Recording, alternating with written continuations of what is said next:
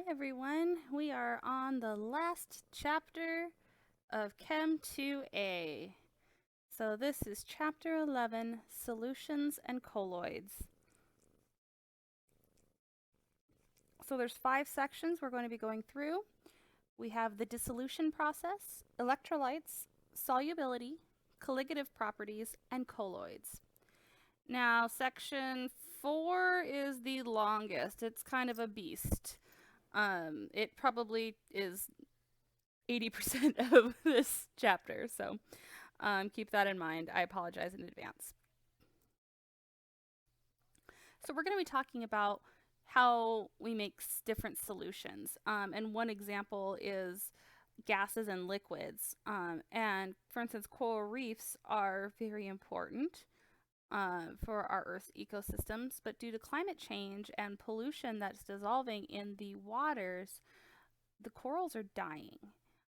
So we'll talk a little bit later about dissolved gases and liquids and their solubility, but as temperature rises, gases solubility in liquids decreases. So we're increasing the temperature of our Earth, and the solubility of oxygen, for instance, in the water goes down, the oxygen leaves, and then our fish and corals and whatnot aren't able to breathe underwater and end up dying.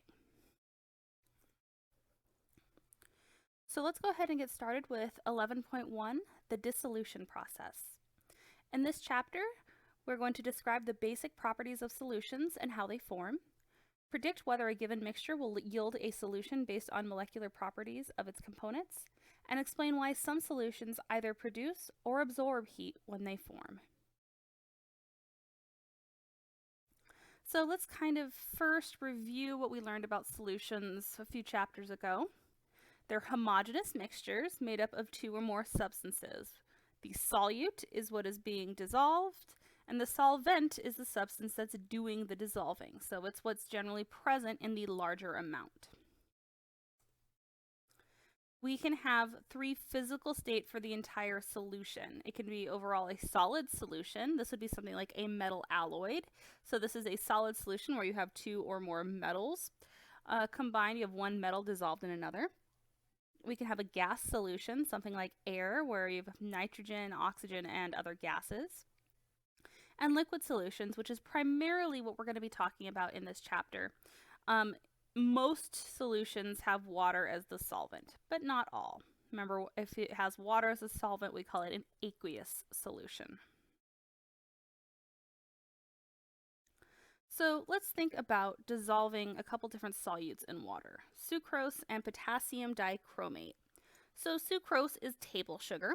So when it dissolves in water, it stays as the whole molecule, but now it is aqueous because it's not an ionic compound.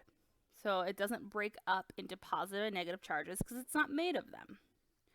Now, potassium dichromate is an ionic compound with chromate as our anion and potassium as our cation. So when this goes into water, we get 2 potassium ions and 1 chromate ion.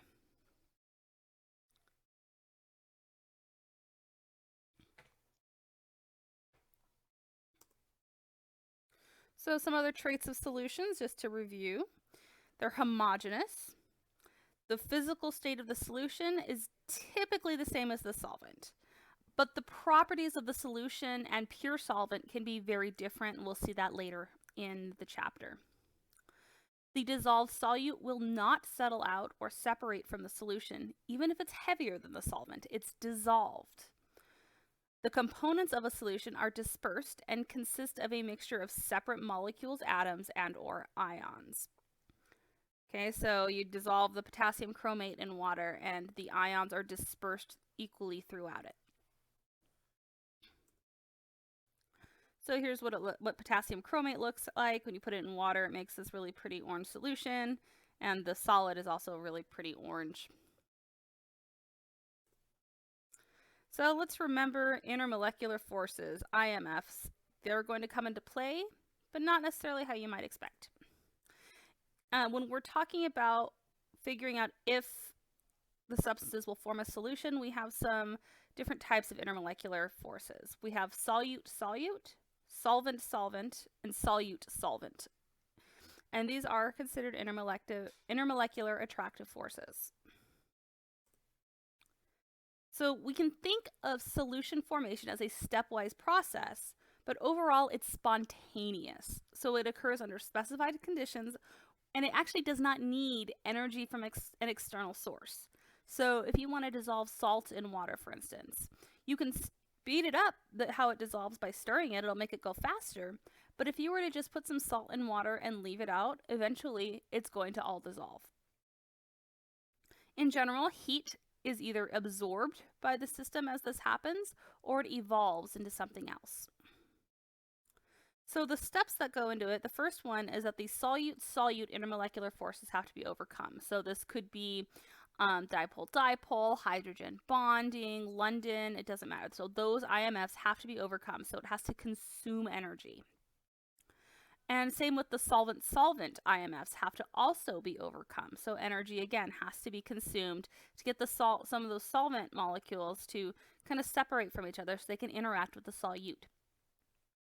And then solvation occurs where you have these solute-solvent attractive forces being established and energy now is being released.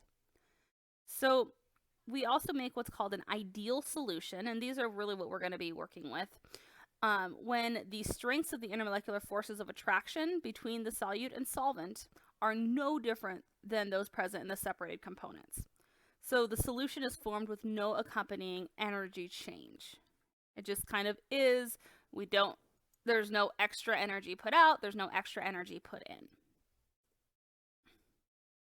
Some examples would be how ideal gases mix. You open up a valve and they just start mixing spontaneously. Structurally similar liquids mixing, so is another example. So they experience these intermolecular forces, but they have similar structures. So it ends up where the intermolecular forces between the liquids are basically the same as the intermolecular forces between the separated components. So again, when we have dissolution happening, when something's dissolving, we have solute-solute, solvent-solvent, and solute-solvent intermolecular forces. Now, it can happen where it takes too much energy to separate the solute species or the solvent species, and it's way greater than the energy that ends up being released by solvation, so you end up not forming a solution. And this is one example is like when we were talking about non-soluble ionic compounds. It would take too much energy to break apart the positive and negative ends of an insoluble ionic compound, for instance, with something like water. The water molecules can't pull them apart, so no solution ends up forming. So this is an example of some spontaneous mixing. We have some helium and argon gas. First they're separated with this closed valve. We open the valve and they start mixing because now they're moving around on their own. This is the process showing dissolution. So the solute is first kind of together, and in step 1 it has to separate. Same goes for the solvent. And then step 3, they come together to form the solution. So that's how we can break apart dissolution. Okay, and then of course the direct formation also. So just to put things into enthalpy, okay, we have an exothermic mixing or solution formation when heat is released. So that would be condition 1. When you sum up the enthalpies of steps 1 and 2, if they're less than step 3, we have an exothermic reaction. If when we sum them up, they have a greater energy than step 3, we have an endothermic. So that means we need to put energy in. And if they're much, much greater, then we don't have solution forming at all, because there's just way too much energy needed to separate the components. One example of an endothermic spontaneous reaction would be like instant cold packs. So it's generally a small bag of water on the inside that has a very thin like plastic wrap of some sorts, and then you have solid ammonium nitrate on the outside.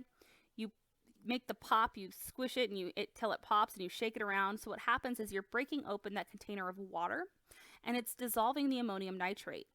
And as this happens, it actually takes in energy, making it cold. So that's what gives us those instant cold packs. So with solvent-solvent interactions, we have this golden rule, and I've said it a few times throughout the semester. Like dissolves like. So if you have two substances that have very similar intermolecular forces, they're most likely going to be soluble in one another. And they'll generally have a highly exothermic step 3 when they form a solution. If you have nonpolar solvents, they will dissolve a nonpolar solute. Polar solvents dissolve polar solvents and ionic solutes.